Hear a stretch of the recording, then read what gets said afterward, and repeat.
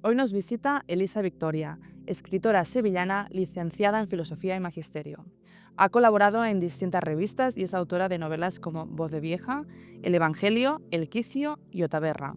Su obra mezcla humor ácido, ternura y crudeza, con una mirada muy personal sobre la infancia, la juventud y los márgenes de la normalidad. Es una de las autoras más singulares de la literatura española actual. Con ella hoy hablaremos de Voz de Vieja, una novela que nos desarma desde la primera página. En ella, una niña de 9 años nos narra en primera persona y sin filtros, sin ningún tipo de tapujos, toda su vida, y así la acompañaremos hasta la adolescencia.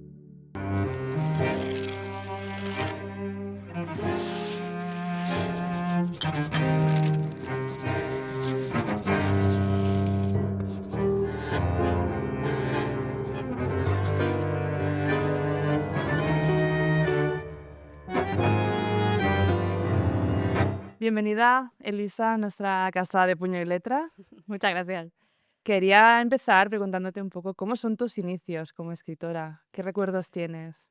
Ay, pues yo es que siempre ubico los inicios en el inicio total de yo sentirme en aquel momento no escritora, pero ahora lo identifico como lo mismo que hago hoy. Y tenía, estaba en la pubertad y entre los 11 12 años empecé a escribir muchísimo, muchísimo, muchos cuadernos, con una compulsión que algunos días yo quisiera hoy para mí. Y, como una forma de pasármelo bien yo, de hacerlos para mí, no era para nadie más, ningún trabajo, ningún colega, nada.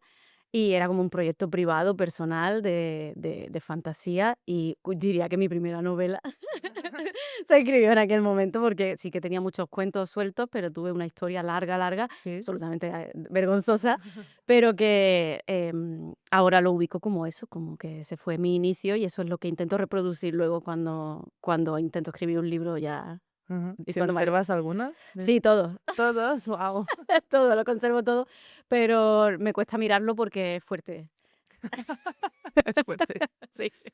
Bueno, pero es muy bonito, ¿no? Supongo recordarlo. Sí, me gusta sobre todo recordar lo que yo sentía Claro. cuando estaba con eso, porque era algo, pensado únicamente para mi satisfacción y, como un refugio, como Mm. un divertimento, como un secreto.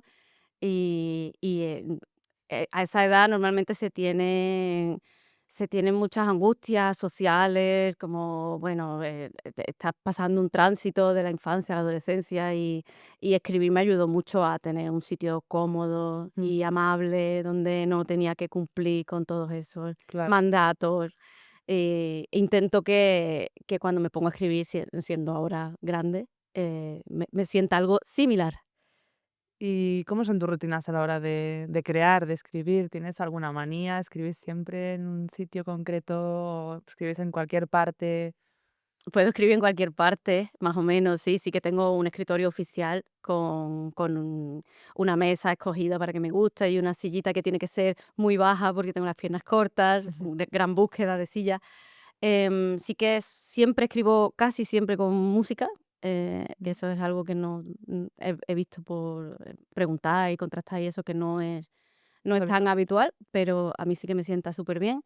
Y suelo tener, pues, objetos que me transportan, que me, resultan evocadores, que en algún momento en el que estoy de duda, sé que si, me fugo un poco por ahí, me concentro en la textura, en la estética y tal, me puede reconducir. Mm. Me gusta que estén mis gatos, pero bueno, también puedo escribir un día en la calle o en una cafetería, lo que sí que me suele ir muy bien, escribir en las horas en las que un poco la civilización, baja un poco el volumen. Claro. Sí, me va muy bien, siendo este sitio el que es, la hora de la siesta, Ujú. porque ese momento en el que los comercios cierran, y como de 3 a 5 y media o así, es una hora medio muerta que me resulta cómoda, y luego por la noche me suele ir muy bien. Ujú. Y en cuanto a los temas, ¿qué temas te remueven más como escritora y no sé si coinciden también como lectora? Creo que sí. Como lectora y como espectadora de Ujú. películas, sí que me interesa mucho sacar los periodos de tránsito, de la vida, yo como antes dije, el de la infancia a la adolescencia o de incorporarse al mundo adulto, de darte cuenta de que ya no eres joven. Me interesan mucho esos momentos de fricción y de reflexión, de está pasando algo nuevo y hay que asumirlo, ¿no? Y, me gusta mucho que esté, representado bastante cómo el pensamiento va acompañado siempre de respuestas físicas, Ujú, de cómo se relaciona, lo que piensa un personaje con, qué respuesta tiene de su cuerpo, en cuanto a los sentimientos, ¿no? ujú, Cómo se manifiesta, la diversión, cómo te puede afectar en un diálogo la ropa que llevas o la temperatura que hace. ujú. Las rutinas de higiene, por ejemplo, me interesa mucho representarlas porque creo que completan mucho la psicología del personaje. Y a mí me encanta eso, recibirlo, y incluso más extremo, ¿no? Por eso me gusta un montón la nueva carne como corriente estética, porque el cuerpo tiene muchísima presencia y como Ujú. que explota ya a través como de fantasía o ciencia ficción, como que lo lleva a otro nivel, ¿no? Como que Sí. todo es muy intenso, pero siempre a partir del cuerpo, y eso me encanta. ¿Y tienes algún referente en cuanto a ese tipo de escritura como más, bueno, más de cuerpo, no sé cómo lo podríamos decir, más... Pues, en cuanto a estilo tengo otros, pero en cuanto a cuerpo, podría decir Guadalupe Netté, Ujú, que es muy, o sea, tiene mucha presencia siempre y así cierta oscuridad y cierto ratura de límite entre lo real y lo ujú. fantasmagórico, me gusta mucho cómo ella lo hace. ¿Tienes más referentes femeninos que masculinos? Supongo que a día de hoy sí. Durante mis primeras décadas tuve más masculino, porque en Ujú, general tenía mucha más visibilidad y me había criado con, pues, libros de casi todo hombres. Mi gran heroína quizás era Mary Shelley en aquel momento, porque además ujú, Frankenstein me encantaba, pero sabía poco, sabía de Mercedes Rodoreda, por ejemplo, porque había libros suyos en mi casa, pero la mayoría eran hombres. Y a día de hoy sí que las escritoras actuales creo que leo más mujeres, sí. ujú. ¿Nos podrías decir un par de hoy? Eh, Esto siempre dices como, me debería tener siempre una listita O para una. ¿Tenías acordarme. ahora en mente que digas? Em, a ver, claro, pues está Guadalupe Nettel, que la he mencionado antes. Sí. em, y ahora mismo estoy leyendo a Lana Corujo, Ujú, que me está gustando mucho. Em, ¿Quién más me gusta mucho? Pues me ha gustado mucho Annie Ernaux, como sí. gran referente en los últimos años. Pues Sabina Urraca, me gusta Ujú. mucho, ya como más cercana. Y Verónica Raimo en Italia, Ujú. también bastante. Y María Fernanda Ampuero me gusta muchísimo, muchísimo, ya Sí que metiendo tienes referentes, madre mía. en el momento ya terror, sí que se me viene, Sí, cuando he dicho María Fernanda digo, claro. te Y sabes ya el Mariana nombre. Enríquez Sí. y, todas las que tocan un poco los palos oscuros, me encantan. Ujú, genial. Am, ¿Crees que existe la etiqueta que ponemos de voz femenina en la literatura? ¿Crees que es una etiqueta? ¿Crees que realmente hay mucha diferencia en según qué temas? Si lo aborda una mujer o si lo aborda un hombre, ¿la mirada es distinta, muy distinta? ¿Cómo lo ves?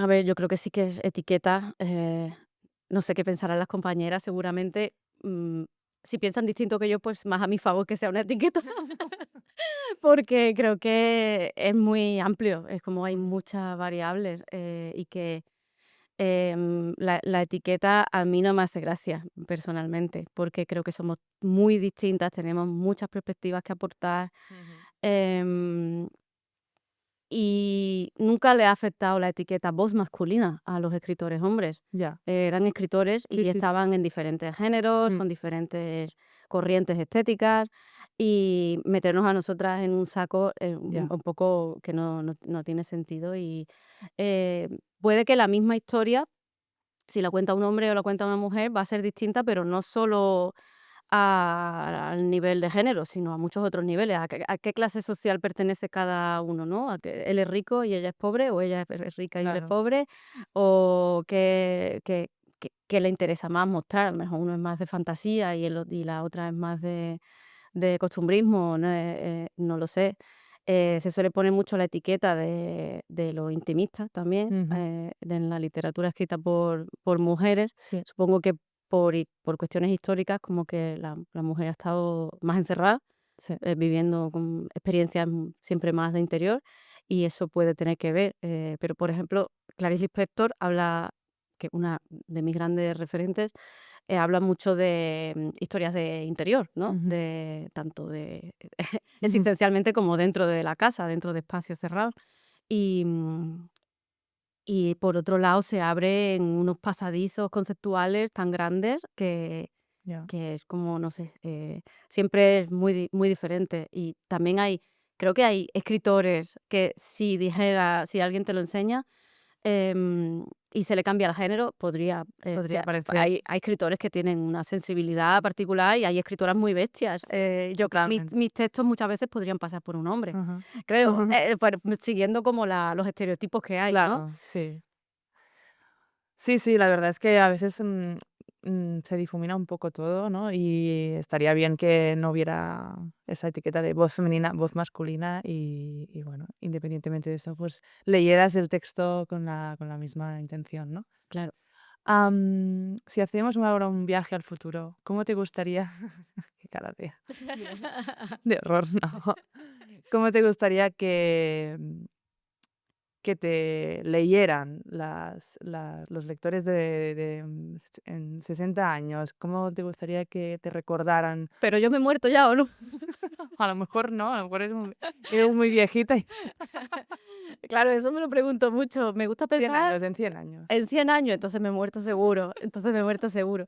Me hace bastante ilusión pensar que me lean muerta, porque para mí la experiencia de leer a los muertos siempre es muy plena, porque el contexto se difumina mucho y se Mm, hace una especie de espiritismo de ujú, que, total. la cabeza Sí, que sí. está todavía viva, pues se ve conectada a lo que escribió y al hilo de pensamiento de alguien que ya no Mm. está. Y yo leyendo a la gente muerta, pues de alguna forma siento que lo estoy haciendo una ouija.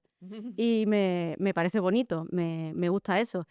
Mm, si me leen dentro de 100 años, significa que me ha ido bien económicamente, porque si no me va muy bien, no creo que me lean, quedaré en el olvido. Entonces, solo con que me lean dentro de 100 años, claro, igual es una persona que le ha quedado un libro olvidado en una estantería lleno de moho, pero si todavía están mis libros en las librerías, eso significa que yo no he pasado miseria. Entonces, Buena señal. buenísima señal. Genial. Para terminar, Elisa, cuéntanos qué tenemos aquí, Ah, que es una pasada bueno, es como un viaje, en este caso en el pasado. sí, Cuéntanos qué tenemos aquí. pues esta es la peluquería de Polly Pockets. Y, ¿Por qué es especial para ti ese objeto? Es especial actualmente para mí porque yo siempre tiro mucho de juguetes, porque lo mismo que antes me preguntabas por mis inicios como escritora, si soy de verdad honesta, siento que mis inicios como escritora fueron antes incluso de ponerme a escribir conceptualmente, porque inventarte historias con los juguetes o sin juguetes, sencillamente jugando a interpretar o a construir lo que sea, es ya una creatividad que para mí es muy similar a la que llevo a cabo a día de hoy. Y, por eso los juguetes, rodearme de ellos me suele, inspirar mucho, porque me recuerda como esas ganas de inventarte algo y hay cierto trance en los juguetes que tienen mucho cuidado, muchos detalles y un diseño Mm, bastante, atento. Mm, Me meten en un trance que en la infancia es muy visible, ¿no? Que mm, pues, a los niños pueden a veces estar mirando un juguete, deleitándose en cómo está compuesto, en qué colores trae, llevando a cabo pequeñas escenas sin que tenga que pasar nada importante durante mucho rato. Cuando yo era pequeña se reían en mi familia porque a lo mejor tenía yo una muñeca nueva y la ponía delante y me enfocaba y estaba toda la tarde mirándola, solo como cómo tiene pintadas las pestañas, cómo queda el impermeable con las botas. Y esa concentración la respeto mucho y creo que me viene bien. Y ahora mismo, pues estoy con el mundo Polly Pocket porque de pequeña lo tuve y me ayuda un poco a construir ficciones porque intento imaginarme qué hubiera sentido si las hubiera tenido. Son muy prácticas, porque Sí, son pequeñitas y sigo apreciando mucho los diseños y la peluquería, pues, por la gama cromática, la paleta de color, lo que me trae, es muy delicioso. sí, Y, es muy chulo. me ayuda mucho a meterme en lo que estoy ahora mismo. Entonces, como, bueno, he tirado de diferentes gamas de juguetes en diferentes momentos, ahora estoy con este. Y, además también tiene esta conexión con la cosmética, porque es una polvera, está inspirado en una polvera que se abre y tiene maquillaje dentro. Y el mundo cosmético, pues, con sus diseños y con cómo yo veía cuando era pequeña a la gente mayor usarlo, pues también me resulta muy evocador y me ayuda. El vestido de gitana de mi madre acecha oscuro encima del armario. Es verde, con grandes lunares negros. Cuando se lo pone es la mujer más guapa que ha pisado el planeta. Pero lleva muchos meses ahí tirado y estoy harta de verlo desde la cama. De día no me inquieta demasiado, pero al quitarme las gafas para dormir, los volantes borrosos se convierten en una enorme serpiente enroscada y cada noche me tapo la cabeza con la manta para que no me vea. Sería más fácil confesar que me da miedo, pedir que lo guarden en otro sitio, que sería también mejor para el vestido, tratar de imponer algo de razón al espejismo. Pero esas ideas ni me las planteo. Las cosas son como son. Ya da igual de todas formas. En cuanto apago la luz, sigo viendo la serpiente por mucho que cierre los ojos.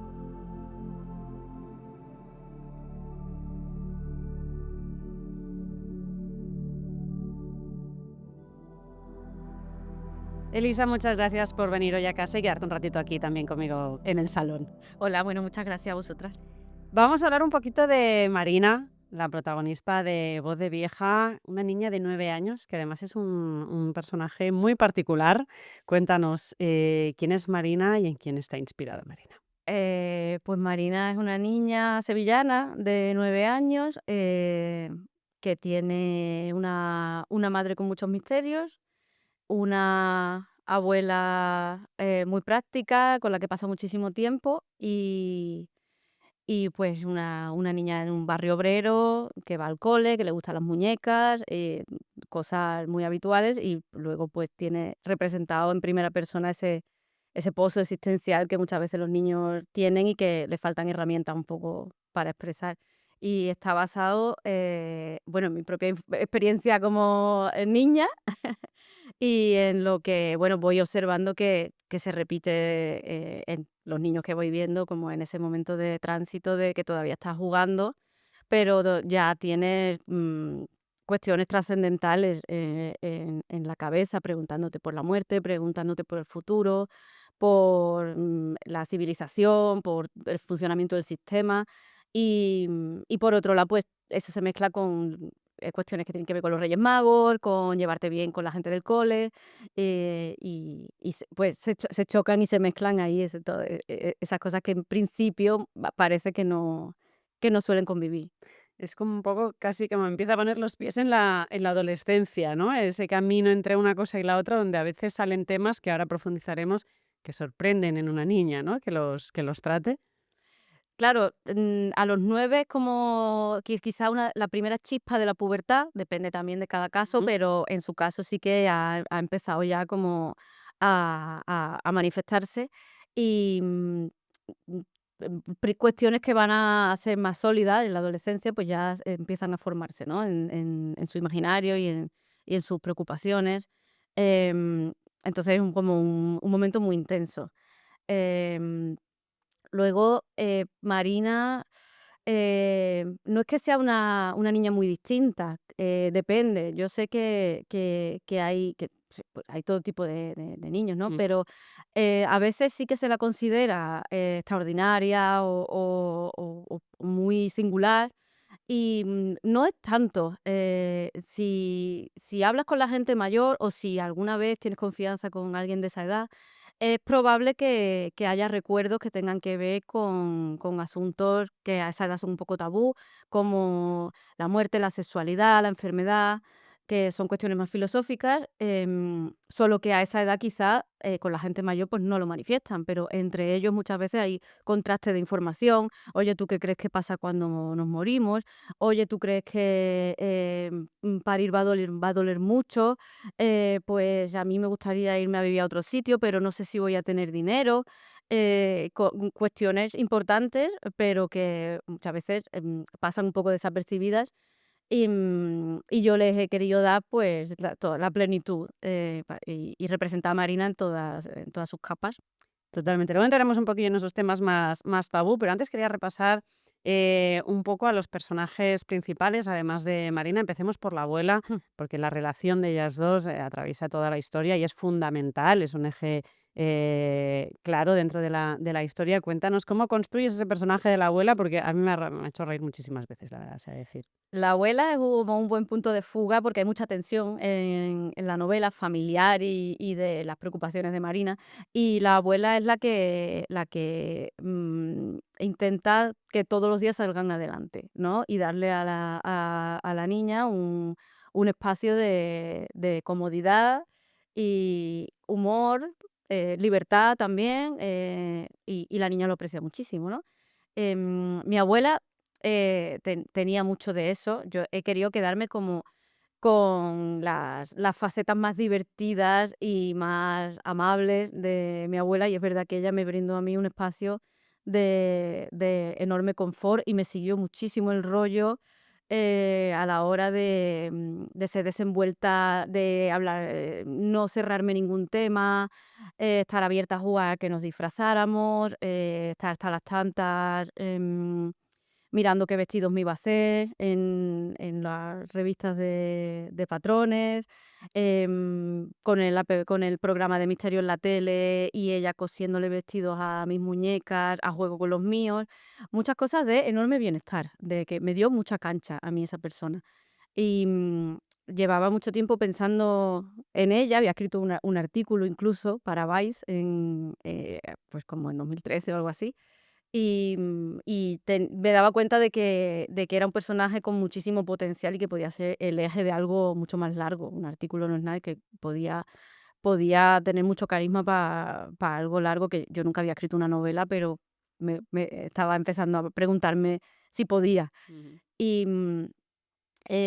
yo supongo que es el favorito, ¿no?, de la gente. También me llegan a veces comentarios de: "Ah, la abuela, qué ordinaria".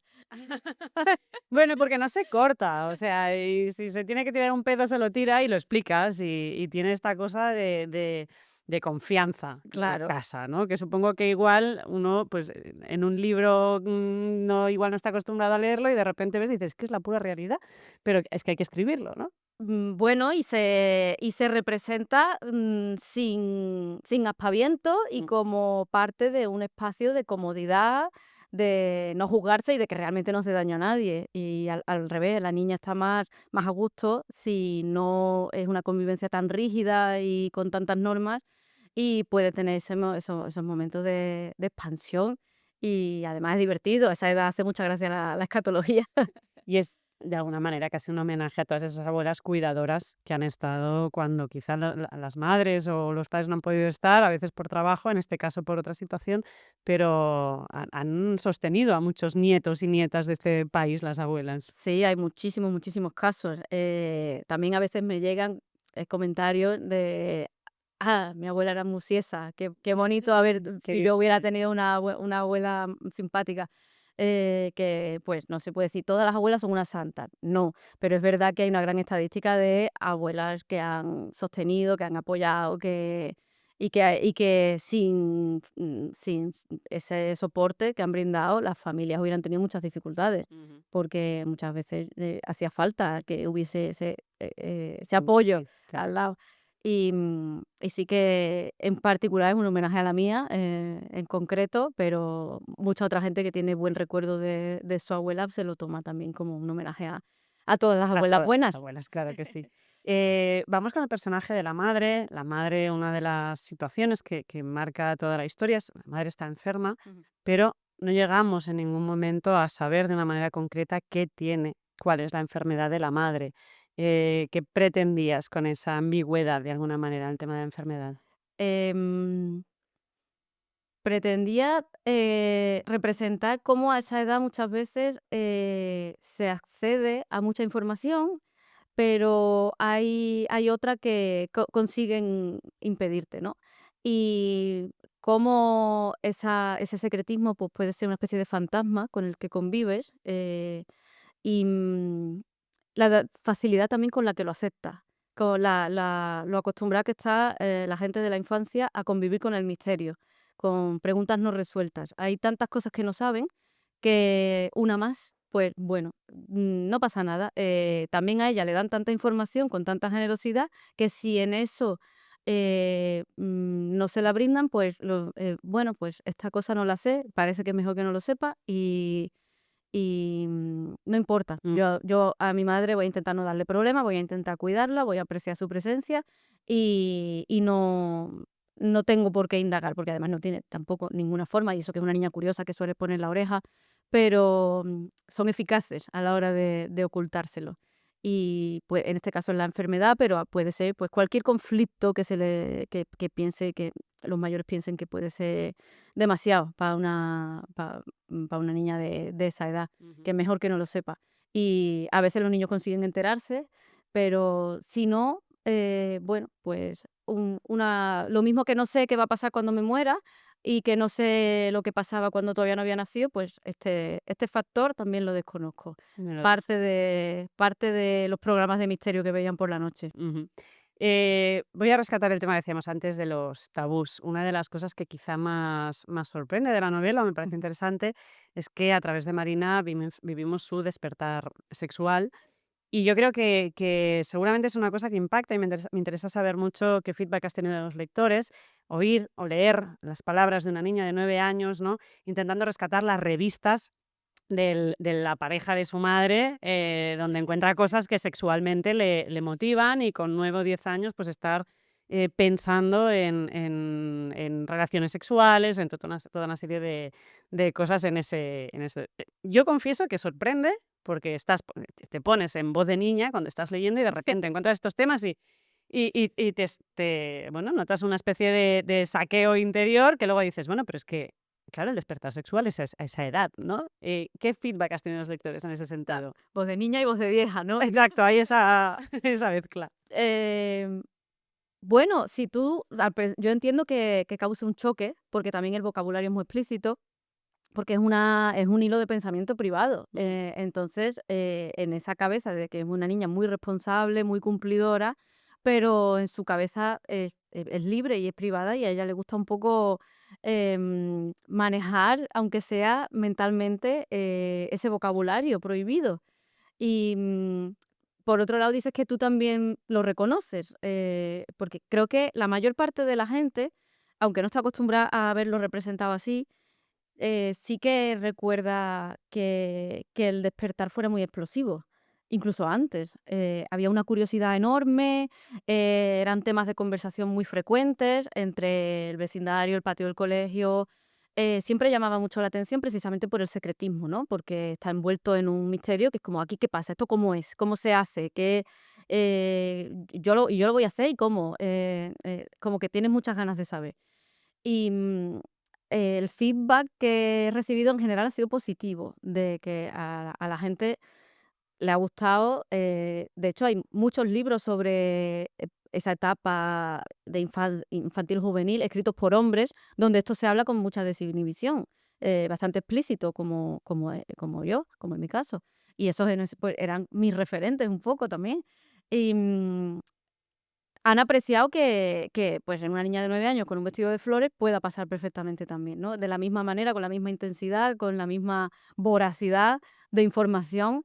Y ha sido, pues, no sé, algo renovador y refrescante.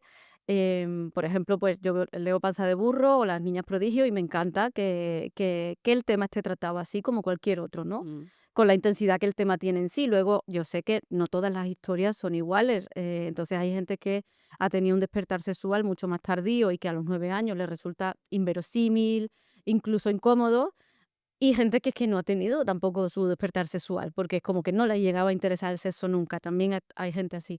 Entonces, como que esos pasajes, pues igual no conectan tanto consigo, pero no hace falta, creo, tampoco que nos reconozcamos en todo lo que le pasa a un Mm. personaje para que pueda tener gracia o interés. Sí que hay gente a la que le ha disgustado mucho y sus reseñas a mí me divierten Pero, bastante. ¿tipo qué? Claro, pues son reseñas además un poco brutales también, como te lo venden como una voz tierna, única, divertidísimo, y es una niña pensando en tetas y cagando. Y para mí es como, bueno, yo qué sé, todo cabe, Todo, exacto. igual todo puede ser. Porque yo creo que he recibido críticas más salvajes en torno a que se vaya contando la trama de cómo la niña va al baño. Sí. Eso saca más incluso, porque quizá la escatología es más tabú todavía que el sexo. Y hay gente que ya que Curioso, ¿eh? se harta como, ay, ya otra vez al baño, no. Una niña que disfruta muchísimo de estar en el baño ahí con sus piececitos colgando, sí, Claro, ¿no? además ella tiene como un problema de estreñimiento, Sí, entonces sí. siempre es un momento importante. Eso me gusta mucho de Verónica Raimo en Nada es verdad, donde el personaje está completamente condicionado por esa Sí. circunstancia, ¿no? De que ha estado estreñida de pequeña y eso ha propiciado una relación grande con la frustración, muchos momentos de intimidad en el baño, de estar allí pensando y, y son tan válidos como cualquier otro retrato de cualquier otra escena, otra estampa. Y, bueno, las 2, la escatología y el sexo han generado a veces rechazo, pero Controversia. en general la gente se lo ha pasado bien y lo ha agradecido bueno, pues que se represente también cómo puede pensar una niña, que puede ser muy salvaje también. Vamos acabando, pero quería preguntarte por el contexto histórico. Está claramente marcado por una Sevilla de los años 90, por una abuela enamorada de Felipe González de una manera bestial. Sí. Cuéntanos cómo ese marco histórico, cómo te ha ayudado a desarrollar la historia. Em, bueno, creo que lo aterrizaba un poco, porque es verdad que la niña se pone filosófica muy a menudo, entonces que haya un contexto cotidiano y se acompañe un poco con las cosas que están pasando, con las noticias, lo vuelve un poco más accesible, más sencillo, más costumbrista. Y me ayudaba sobre todo a construir humor, porque sí que recordaba una epidemia de enamoramientos de señoras hacia Felipe González. Era muy frecuente, no era, o sea, mi abuela estaba enamorada de Felipe González, pero no era un caso aislado. Casi todas las abuelas. España estaban en Sí, conozco casas incluso que tenían una foto firmada puesta y no era solo porque gran presidente, porque ellas lo pensaran, sino pues como si tú tienes una foto de tu gran, del gran galán de su plan tiempo. fan. Claro, como fan. Y bueno, me estuve mirando muchísimo la hemeroteca de aquel verano, de pues qué días fueron las elecciones, qué cosas fueron pasando, de qué se hablaba un poco en las noticias en aquellos momentos, y me ayudaba a construir escenas y a rebajar un poco el tono. Pues ahora sí, Elisa Victoria, llegamos al final de la entrevista, pero antes de despedirnos de ti, te queríamos preguntar, dinos cuál sería el libro imprescindible, el libro de cabecera para Elisa Victoria, que tendríamos que leer todos una vez antes de morir, por lo menos. La hora de la estrella de Clarice Lispector y El muro de Marlene Haushofer. Pues nos quedamos, lo tenías clarísimo, ¿eh? Nos quedamos con esas 2 recomendaciones y ahora sí, muchísimas gracias por venir a la casa de Puña y Letra y muchas gracias por este viaje que es Voz de Vieja. Muchas gracias a vosotras.